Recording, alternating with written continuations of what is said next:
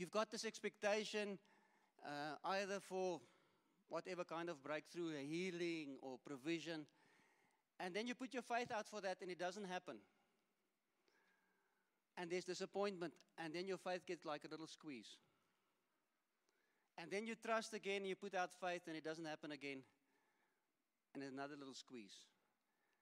And what will happen is, if you don't deal with the disappointment, it will squeeze all the faith out of you. And then after a while, if you've been disappointed long enough in something, you won't have any faith left in that area. It will be all squeezed out of you. And the consequence of that is there's so many scriptures. Without faith, it's impossible to please God. That's squeezed out. You can't please God in that area. Or Jesus even said, if he comes back, will he find faith on earth? So it's a big thing. It's central to our faith. So today I'm going to speak a little bit on finding faith. If you've been squeezed, if you've been disappointed, if things have been going, how do I find faith? And first of all, we're going to just speak a couple of general concepts just on faith. And then I'm going to go into practical things on how to find your faith. And I really believe that the Lord is calling us as a congregation into a place of faith for the next season. In regards with that, I'm not sure exactly what, but I hear this thing in my spirit. We should be a people of faith. We should have a real expectation for something bigger than we have currently. And I think next year we'll go into that. It might go a little bit long, Martin. I'm sorry.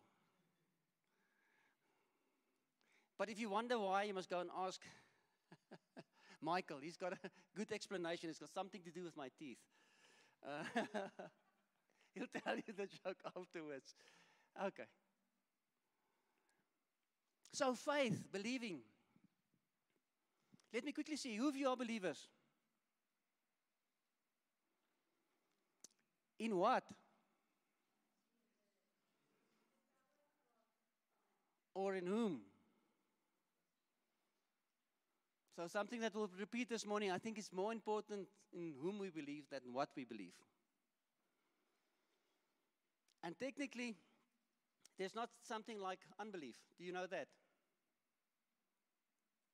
We all believe in something. Even in the wrong thing. Often my fear is a firm and strong belief in the wrong thing or the wrong realm. But it's still belief. I believe that thing's going to happen, which I fear. So technically there's not something like unbelief. It's just maybe belief in the wrong. And if you speak to most people, if you ask them, do they believe in God, they will say, in our context, South Africa, they will say yes. They believe in God. But if they say they believe in God, and I say I believe in God, are we speaking of the same thing? Because we just speak about faith in God. Yes, I believe. And I think even if you speak to atheists, they might not believe in God. But if you ask an atheist, do you believe that if there's a thing like a God that he might save, he will say yes, he will believe that. If you ask an atheist if he believes that if there's a God that he will protect and provide and heal, I think most atheists will agree with you. Yeah, if there's a God, he will be able to do that. So how do we define faith?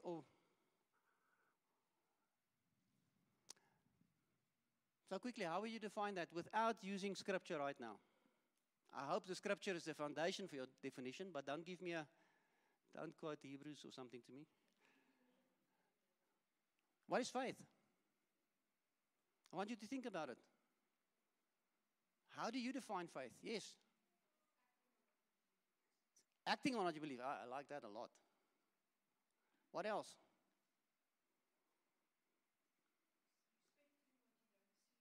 Expecting what you don't see. Ek like dit as wel. Ja, daar was nog 'n antwoorde. Yes. It's not by power, not by might. Yeah, it's good.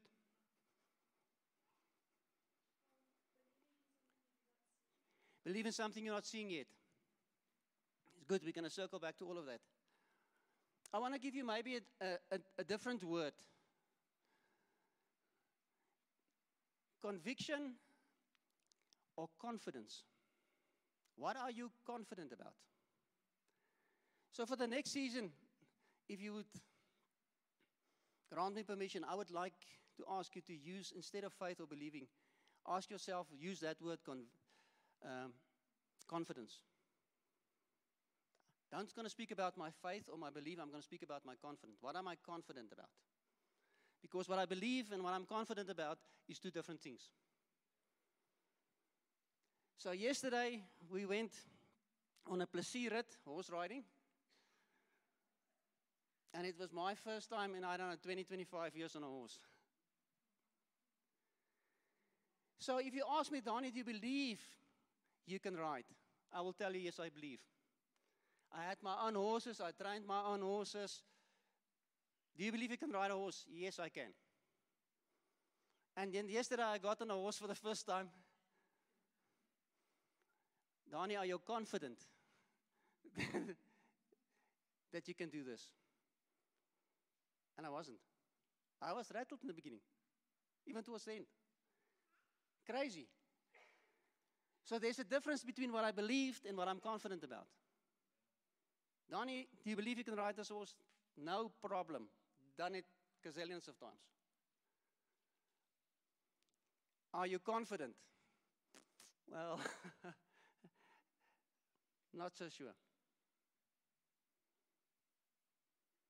So for the next season, if you can just insert confidence every time you think about faith or belief, am I confident about this thing? It will switch something significant in us. Okay, but let's go to the Bible. Somebody wanted to quote to me Hebrews, so let's go to Hebrews. Hebrews 11 verse 1. You know it so well. I just gave a couple of different translations just to have faith is to be sure of the things we hope for, to be certain of the things we cannot see. You mentioned that. To have faith is to be sure of the things we hope for, to be certain of the things we can't see. In another translation, faith means being sure of things we hope for, and faith means knowing that something is real even if we don't see it.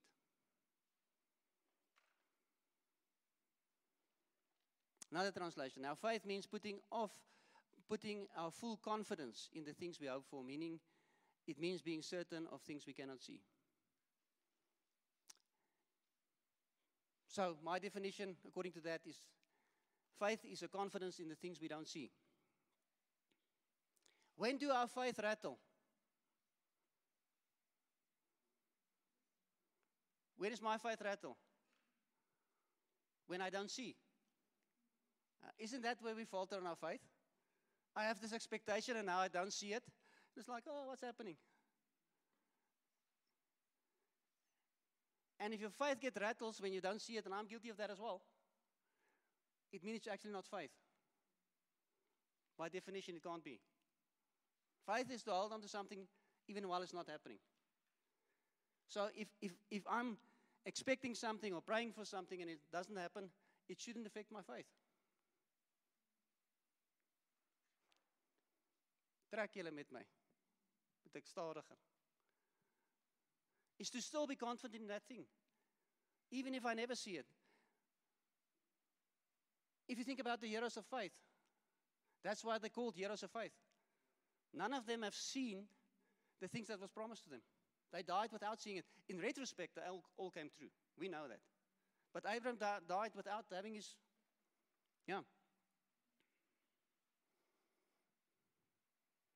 2 Corinthians 5:7, we walk by faith, not by sight. And if we speak about this disappointment thing and this boa constrictor, and losing our faith is because we want to see. Sien is glo.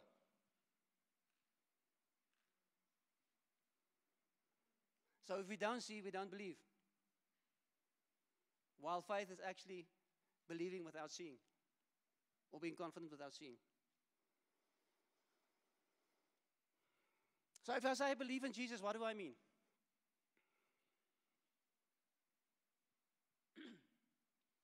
Of what am I confident? If I say I believe in Jesus, does it mean I believe there was a man like Jesus? I might even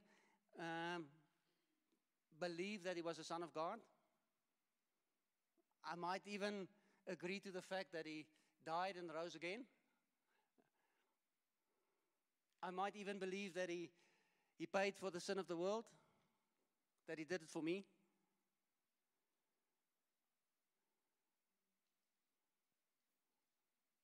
But do I believe that he's still the Son of God? That he's still for me?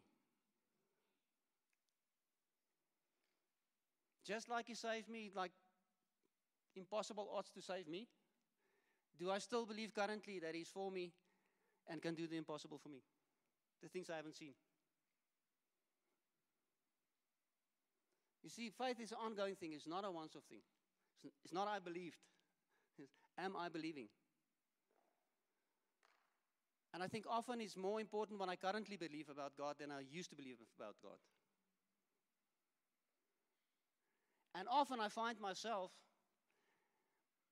just telling testimonies of the things he did, and that's very important. We're going to get to that. But my faith is rooted in something that happened to me, not that's currently happening with me. Am I still believing that he's saving me today?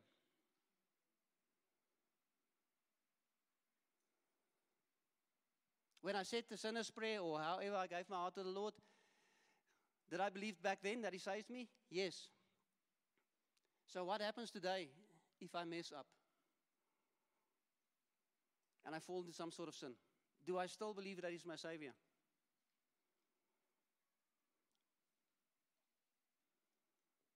If I pray for healing and don't see it happen, do I still believe that he's a healer? Do I still believe in healing? Or do I just give up on that? Theoretically, it's possible for God to heal. But am I confident that he's going to heal? Because even an atheist can believe that God might heal. If I believe for provision and I don't see it manifest, do I continue believing? Am I continue to be confident that he's going to provide for me? Or do I waffle and waver and say, oh, where is he now? Because faith is being confident, especially in the times when I don't see it.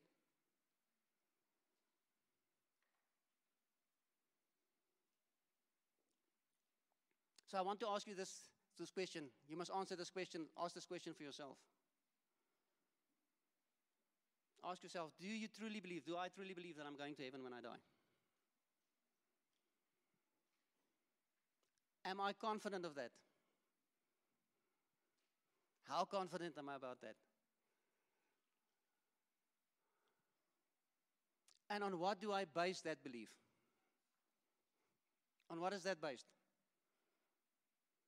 Do you have any evidence for that?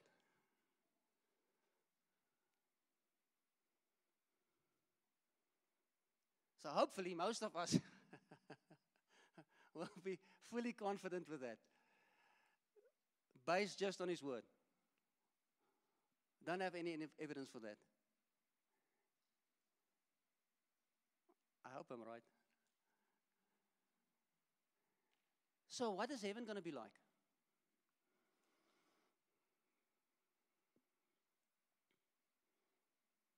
It's a place where I can live without sickness, pain, discomfort, without any lack for eternity. Do you believe that you're going to live like that forever?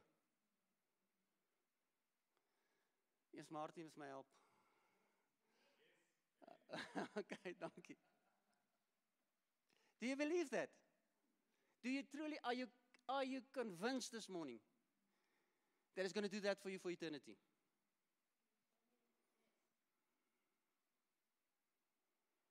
So why do I doubt so often if you're going to do those things for me this side of the grave?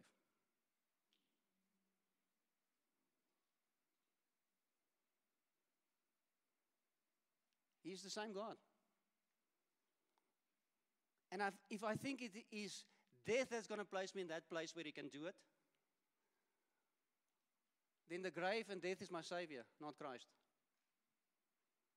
Then my faith is when I die, that will happen.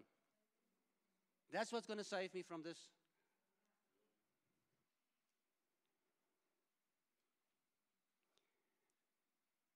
You see, faith is not hinging on the outcome or results. It hinges on my obedience. If my faith hinges on results or outcome, it's easy to be shaken. Because if it doesn't happen, then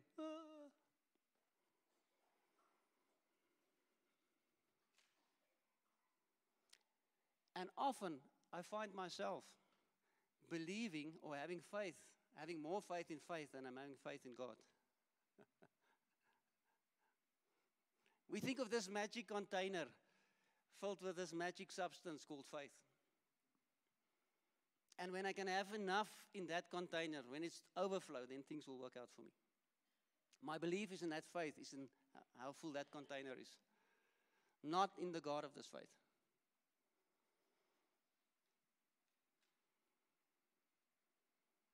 Is my faith rooted in the character and the person of God, who He is, His attributes? Is my faith rooted in that? Or is my faith rooted in just outcome and results? This is a massive difference. In finding faith, this is a massive difference. To shift my perspective that I'm not focused on the results or outcome, because that is seeing. It's not what I believe, it's in whom I believe. Or is my faith, my confidence rooted in God and who He is, what His person is like, what His character is about?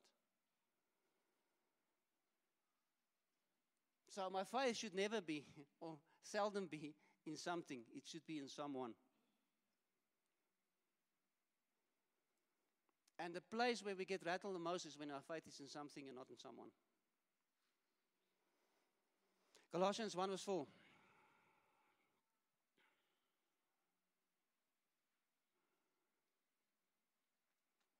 For we have heard of your faith in Christ Jesus, the leaning of your entire human personality on Him. This is amplified. Absolute trust and confidence in His power, wisdom, and goodness. So if I speak about believing, if I speak about faith this morning, is the leaning of my whole personality on Him, on His character, confidence in His power, His wisdom, His goodness. Not in the fact that He's going to provide for me or heal me or do something. It's not that. Do I trust Him and who He is and what His heart is towards me? If I have a confidence in that, I have unshakable faith. Then it doesn't matter if the things play out now or don't play out. That's what Abraham had. Daniel and his friends, or Daniel's friends, were into the furnace. What did they say before going into the furnace? Our God will save us from that furnace. But even if He doesn't, we still believe in Him. They believed in God, not on being saved from the furnace. Abraham believed in God more than he believed in a promise. He leaned with his whole confidence on who God is. He said, I've got this promise, and eventually I received this promise. But now God said, go sacrifice that promise. And he was more into God and who God is in His character. He was confident in God, that God will make a way, even if you have to kill the promise. Listen to the scripture. Romans 4, verse 18. When everything was hopeless. Turn to your neighbor and say, when everything was hopeless.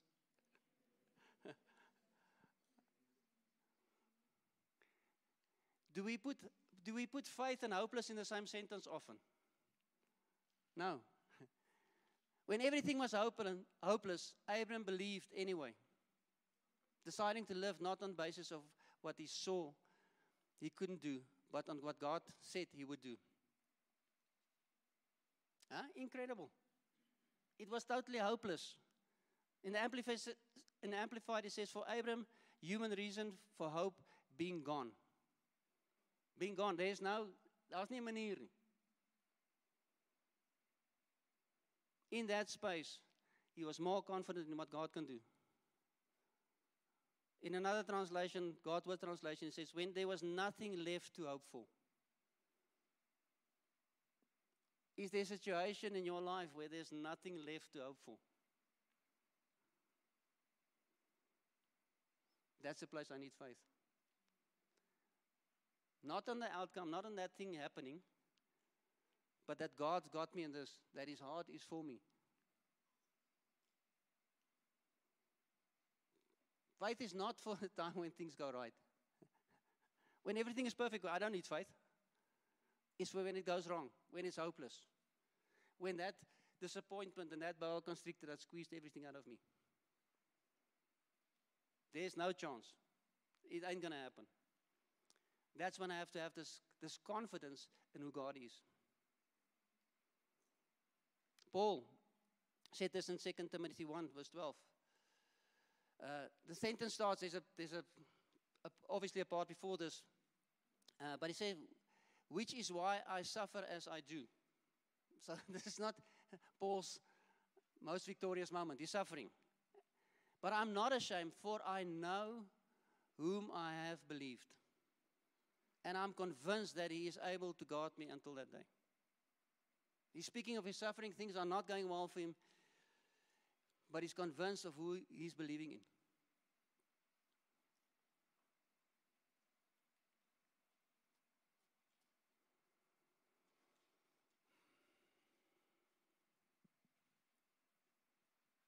Do you know of one of God's words that haven't gone into fulfillment?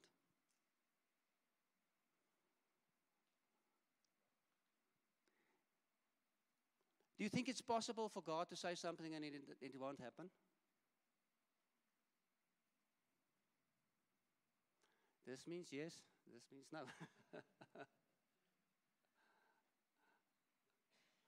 Is it possible for God to say something and it won't happen? So if He says something, well, it's true, it's going to happen. So why do I then worry if I don't see it yet?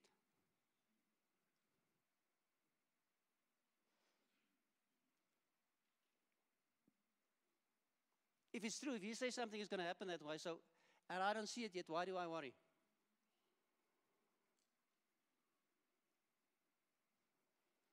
If my faith is rooted in God, who He is, that is, He can't lie, He's faithful, He's true, He's just, His heart is good towards me, then it's difficult to rattle my faith. So if my faith is rooted in that, then the fruit of my faith will be that I will see things happen. But I have to have the root right and focus on the root, not the fruit. So I think this morning I'm speaking to myself, we need to shift our thinking from results to who God is. If I believe in faith, if my belief is in the faith itself, it's easy to believe for the healing of a headache. I have enough faith. But it's difficult to believe in God healing a cancer or raising the dead. Because then I go to that container. How much faith do I have for this? But if my faith is in God, there's no difference between a healing and raising somebody from the dead. So often we miss it because my faith is in faith. If my faith is in faith, it's easy to trust the Lord for 100 rand. But it's difficult to believe Him for $1 million. But if my faith is in God, it doesn't really matter. So we think, our understanding is, if I believe for the headache, or I believe for the 100 rand, I don't need much faith. When I believe for the cancer and the $1 million, I need a lot of faith. And then I go look at my faith and I see, okay, I'm short. I don't make it. But if my faith is not in my faith, if my faith is in God, that doesn't make a difference in who He is and what He said.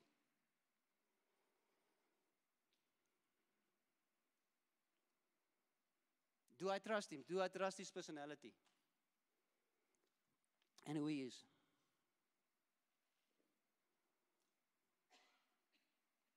Okay. My faith should never be more into the outcome than to the one who said it. Luke 8:25.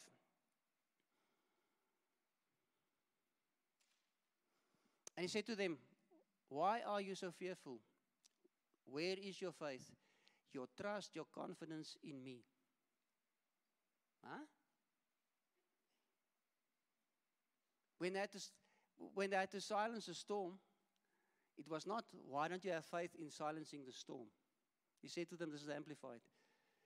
Where is your faith, your trust, your confidence in me? Can we shift this morning our confidence from a result and faith in faith to a confidence in God and who He is?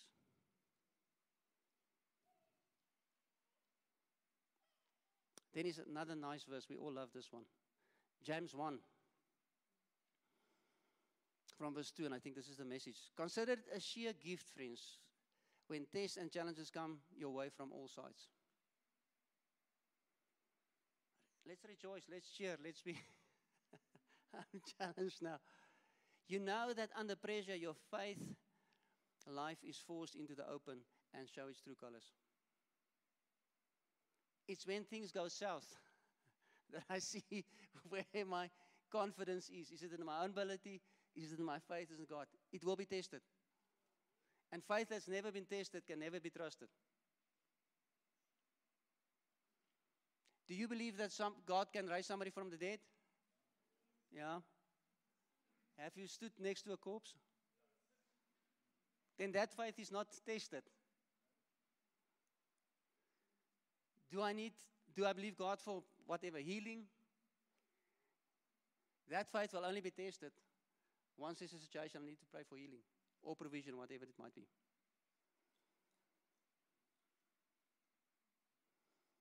The question is, do I believe that God loves me? And that He wants the absolute best for me? Do you believe that? This is a weighted, not a trick question, it's a weighted question. Are you confident about that? Are you confident of the fact that He knows better than you what's good for you?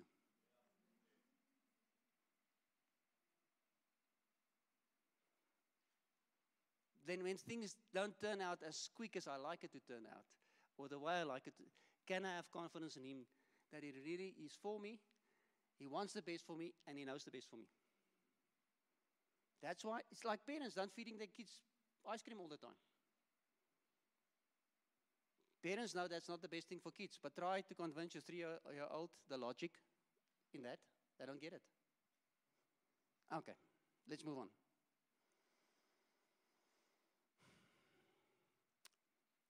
Let's move on to a few practical things on how to find your faith. I'm going to go as fast as I can, and I think next year we're going to delve into some of it. But this is practical things, and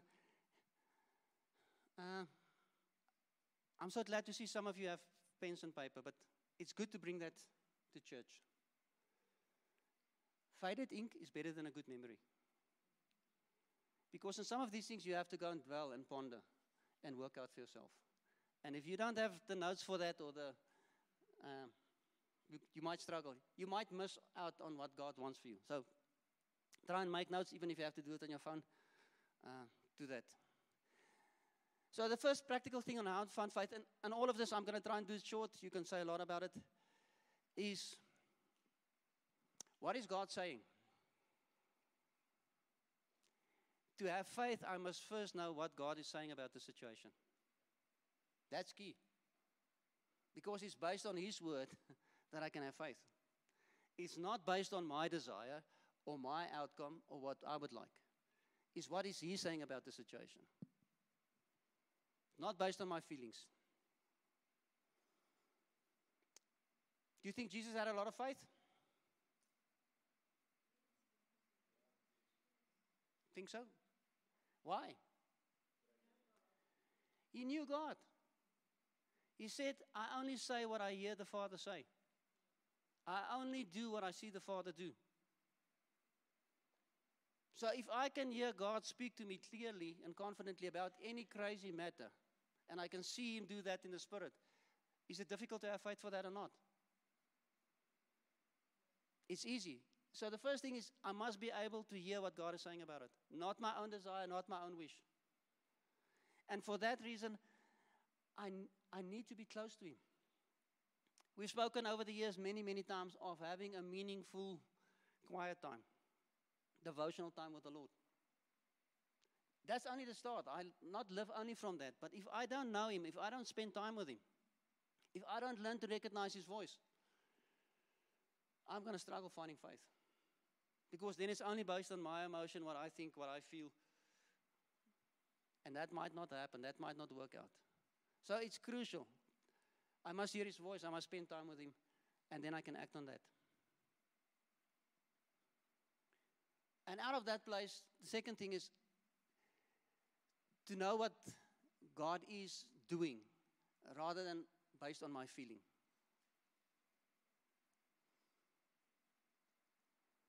Somebody wrote, in seasons of disbelief, feelings are loud, but they're not always true. Is it based on a knowing, a confidence, or is it based on a feeling? Feelings say God is absent. Faith says He promised He will never leave me. Something I know. Something He said. Feeling says nothing is changing. Faith says He's working even when I cannot see it. Feelings is saying I'm alone. Faith says even in the valley of the shadow of death, He's with me. I'm not going to my feeling. Going to who He is and what He said. So that was the second thing. The third thing is, if you want to have faith, if you want to find your faith, act as if you have it.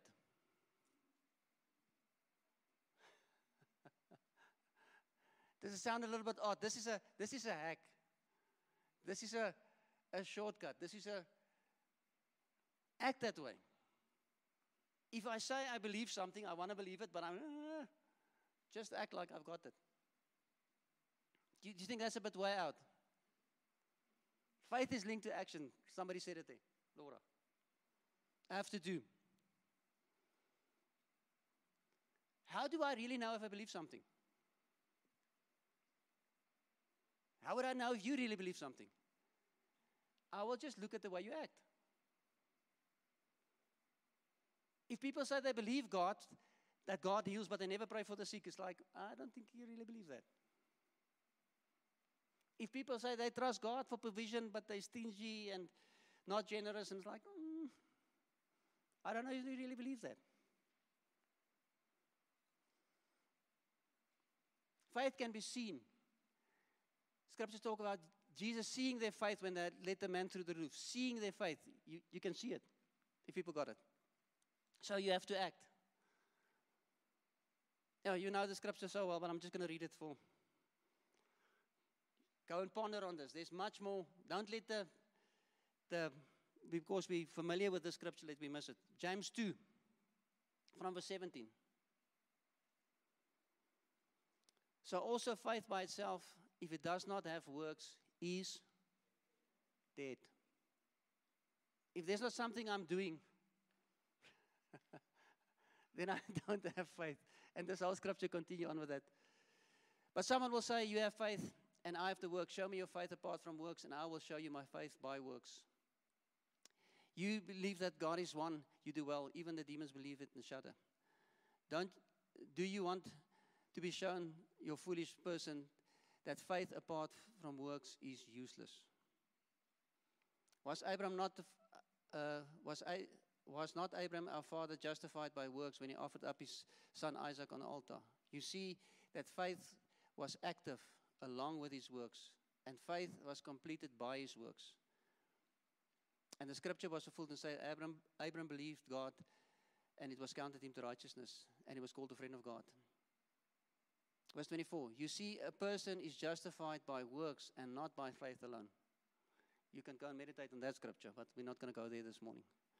And in the same way, also Rahab the prostitute justified by the works when she received the messengers and sent them out another way. For as the body apart from the spirit is dead, so faith apart from works is dead. So if I want to grow in my faith, I want to find my faith. If I'm struggling with faith in an area, forget about what you're believing or not and just act like you have that faith. Just decide I'm going to do it that way. Already mentioned, all the heroes of faith acted that way. And it's often the acting out, that action, that sort of activates my faith. It's when I step out of the boat. I don't have that much faith before I step out, until I step out. It's only when I put my foot in the Jordan or the Red Sea when it happens. It is in that thing. Sometimes I just need to act. But what if I miss? What if I sink? What if I don't make it? Don't worry. Peter did well for a while and then he missed it. Did Jesus rebuke him? Did he kick him and say, no? He rescued him. So I can confidently, because I trust in his character and who he is and how he feels about me, I can step out in faith. And if I walk on water, I walk on water. Awesome. And if I sink, he's going to be there for me. I know that. Or I can choose to stay in the boat. Yes. I always think how the other disciples felt. Just sitting in the boat. Oh, I think they were miffed. I should have done that. Yeah. He acted like he can walk on water. Have you done it before? No, he's never done it before. But Peter acted like he can walk on water, and then he did. Luke 17, verse 14. When he saw them, he said to them, go and show yourselves to the priest. And as they went on their way, they were cleansed. So Jesus said they must go to the priest. What did they do? They acted like they were clean. Oh, we're going to show ourselves to the priest. But they were not clean yet. Because on their way there, they discovered, oh, we're clean. And one came back to thank. They acted like they were clean. Oh, there's so many examples. Threw your net to the other side. When did they catch the fish? When they acted like there was fish over there. Been disappointed over and over again. Go and wash your eyes. Had mud in your eyes, you can't blind. Go wash your eyes. What did that guy do? He acted like he could see. He went there and then he was healed. When was the bread and the fish multiplied?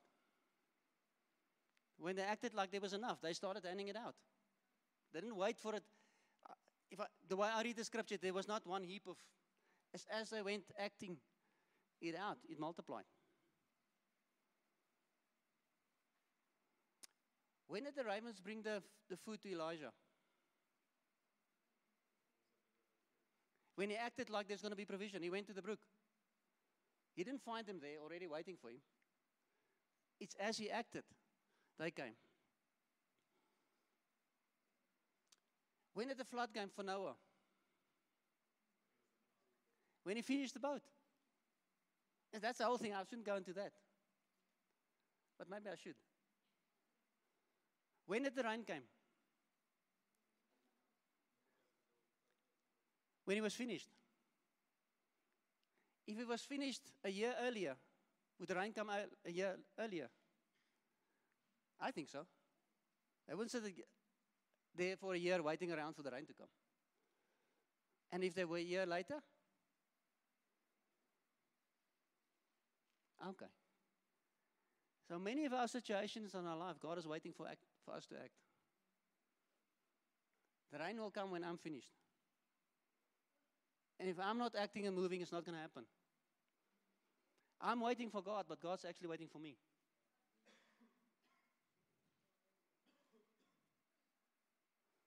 When did the ram appear in the bush?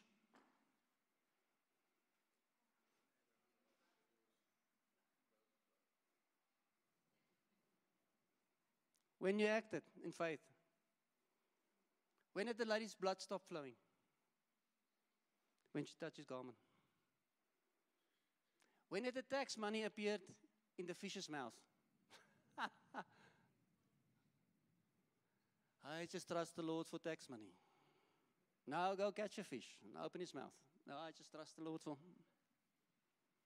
When he acted, when he go down, we just read the stories. They were at the temple, so he had to go and find a fishing rod somewhere. He didn't have this little extendable ones in his pocket and just... How long did it take to get to the water? He had to get some bait or something. Maybe it was a fly fisher, I don't know. He had to go and work through a process and act. And then it appeared. Okay, let's go on. Fourth thing. Faith, if you want to find faith, we have to grow what we have. Romans 12 verse 3 says that every one of us has been given a portion of faith. And I have to develop and grow that. Some people got 5 talents of faith. I might have 1. But I must grow it. I must start with what I have. And often we don't.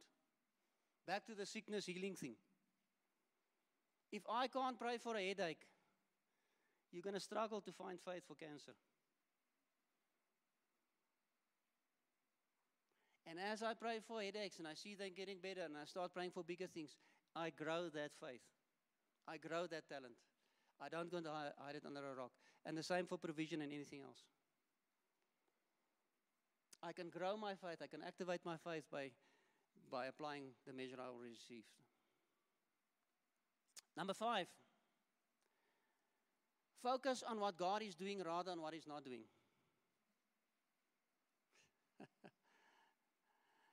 Current battles make us forget past victories. And that's the wrong thing. Celebrate small victories. Celebrate what God is doing rather than what He's not doing. Back to the multiplication of the food story. Imagine yourself in that situation. There's a multitude, depending, some scholars say 15,000, others say 20,000 people. That's a lot of people. Okay, boys, go get them something to eat. And here they rock up with the boys' lunch. It's like, can you only tell me?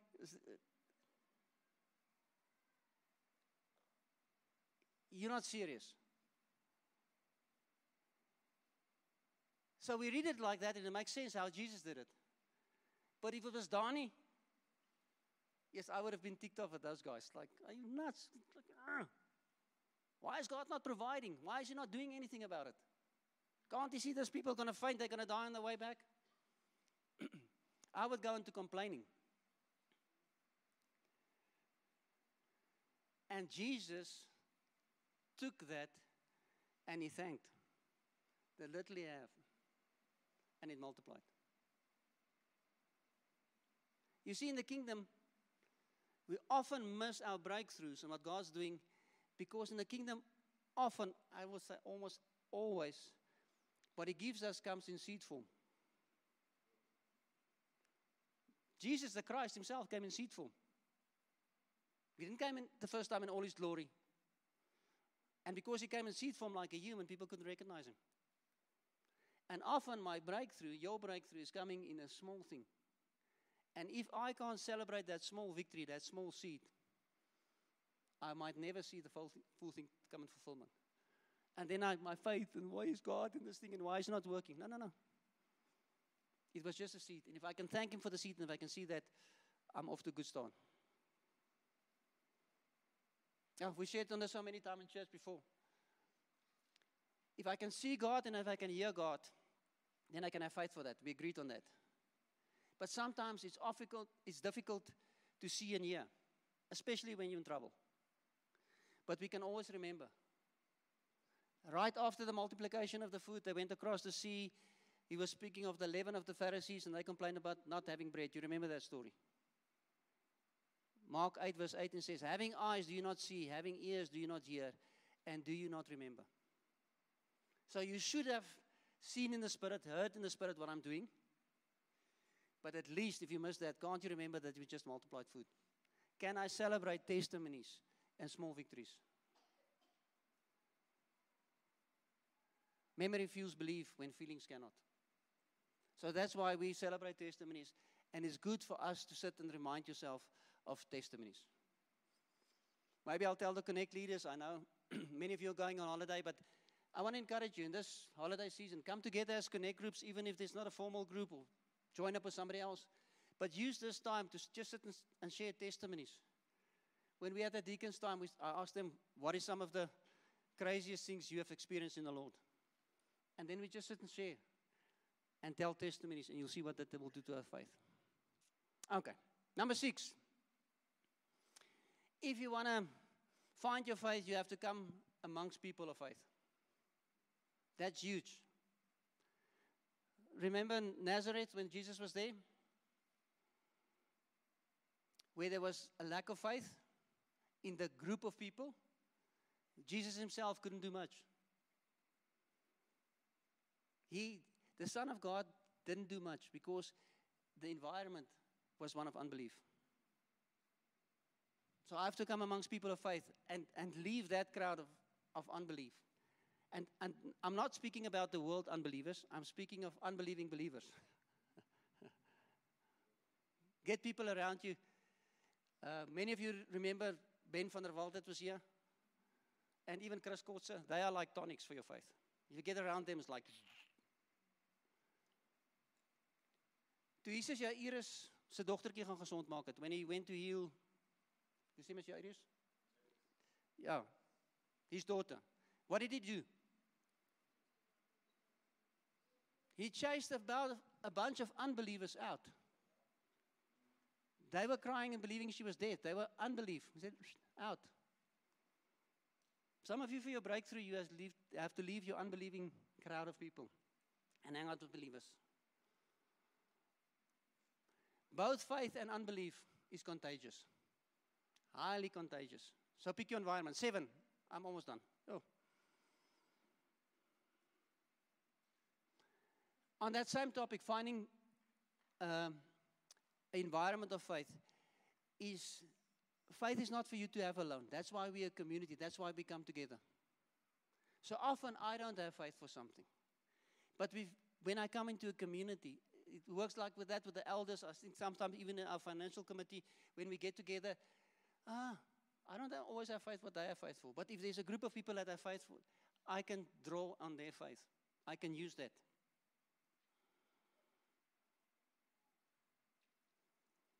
Here's another big one. We'll speak on it some other day, some more. Number 8, faith is voice activated.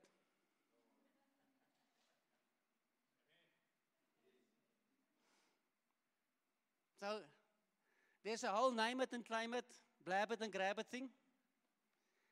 And we avoid that so much that we fall into the other side of the ditch. It's not naming, claiming what I want, it's proclaiming what God says. It's not but I come in agreement with what He says, what we started. What is He saying? And can I parrot that? Can I say that? Can I speak that? Faith comes by hearing, and hearing by the word. So if I can hear Him, I can speak that. If I can speak that, I can hear that. And that's how I build faith. It's to agree with what God is saying. It's not my own desires that I can just shabba-dabba-do my own Ferrari. It is hearing what God is saying.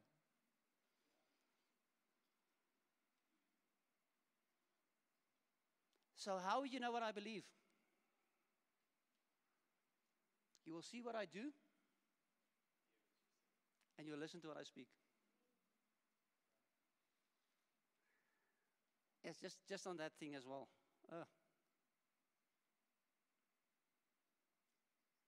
Are you okay for 10 more minutes? Thank you, Martin. You've got the boerboel in the yard, and then you've got the little keffertjie. If you've seen that, maybe you've owned it. So who's making the most noise? Why? It's got no confidence. It's scared. That's why it's going, just stay away. But it can't bite. But the boerboel doesn't make a lot of noise. Why? He's confident he can bite. So, the speech thing. Somebody speaks so keffertjie much faith is because they don't have confidence. I believe God for this. I'm going to believe God in the name of Jesus. But it's out of an anxious heart. There's no confidence in that. So it's not just a matter of speaking a lot of stuff. It's, am I confident? And then I speak it. Big difference. So a lot of the naming and claiming and things, and just proclaim it, and it's all good. But a lot of that is out of Kafirki mentality. They have no confidence, just fear. I'm so scared this thing is going to go wrong in my life. I just proclaim all of these things all the time. And then as I to proclaim it, and then it's going to go away. No. Have confidence in what you speak. The song we sang this morning, Speak the Name of Jesus, out of a confident place of who He is and what His heart towards me is. Okay. I'm almost done. Speaking it. Yes, here's another hack. We all miss. Another big hack. Number 9. Is there's a gift of faith. 1 Corinthians 12. A gift of faith which is not my faith. It's supernatural. It's just as supernatural as miracles, just as supernatural as healing, just as supernatural as speaking in tongues. It's a gift of faith where it flows through me. And why don't I just hack into that? So we all know the story, Mark 9:23. And Jesus said to him, if you can, all things are possible for the one who believes. Immediately the father of the child cried out, said, I believe, help my unbelief. So often, the Lord's calling me into something. It's like, yes, Lord, I believe. Help my unbelief. It's okay to have this heart of belief and say, oh, in this area I'm not having it. Lord, help me. Oh, there's a gift of faith. Can I pull from that? Can I have a supernatural faith? You see, everybody's speaking about doubting Thomas. Thomas, we worked through that one, eh? This is not doubting Thomas. What happened when Thomas struggled to have faith? Did Jesus kick him again like Peter? He drew him closer. Come touch, come see. So where I feel I lack faith, I can come close and say, help my unbelief. There's a gift of faith. Release that to me. If I'm honest in that place. Okay. My lack of faith shouldn't push me further from God. It's actually the thing that should draw me to God. That's a big thing. We can talk long on that, but I'm not going to do. Okay. 10, worship.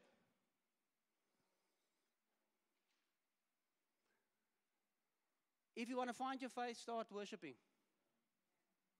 In that space, I remind myself in worship of His character, who He is, what He does. And it just fills my heart with faith. Worship. Shane, ek sal amen van jou gewaardeer het, maar okay, it's all right. Paul and Silas in jail, what did they do? Horrible circumstances. They worshiped. We easily sing that song, we raise a hallelujah. In the midst of, we sing it, but we seldom do it. You want to find your faith, start worshiping the Lord in the midst of difficulty. Number 10. 11, sorry. 11. Just obey. Just do it. Just obey. Okay, number 11. 12. What am I? Being faithful. That's the last one. Being faithful. Dani. Faithful.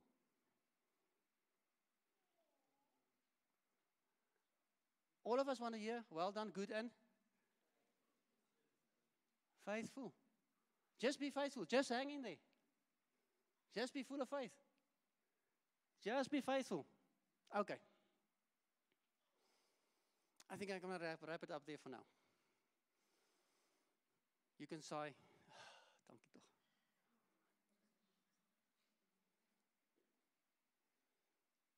I really believe that God wants to lead us in a time of incredible faith. And for that, we have to shift our faith from faith and an outcome to who God is and what He says. And that will help us. Okay, close your eyes.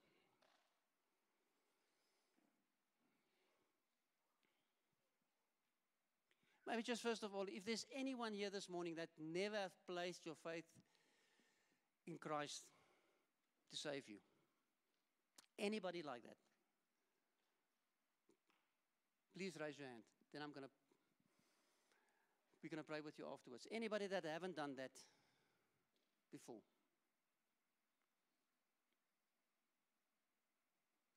Okay, then when you sit with your eyes closed like that, we went through a lot of this morning. Just think of those 11 things I've mentioned. What is the one that speaks to you the most? What was the one that resonated most in your heart? Why don't you think about that one thing? And then I want to ask you, why don't you this week just go and do that one thing? Go focus on that one area. That stood out for you. So, Father, thank you that we can come this morning to you. Yeah. And say, yes, Lord, we believe. Help our unbelief. Lord, all of us has been burdened areas, lost faith, been squeezed by disappointment. But thank you this morning that we can find our faith and that we can recalibrate in you, Lord Jesus. Lord, thank you that we can shift our attention and focus from outcome and faith to who you are and what you're saying to us in this season. Thank you that when you come back, you will find lots and lots of faith with us, Lord. Thank you that we will pursue it. Thank you that we will grow actively in it. Father, thank you for the season that's ahead for us as a community where we feel that we're going to walk more and more in faith. And yeah, thank you that you're there to help us, Lord. We thank you for that in Jesus' name. Amen. Thank you guys for sticking it out. I know it was long. Yeah.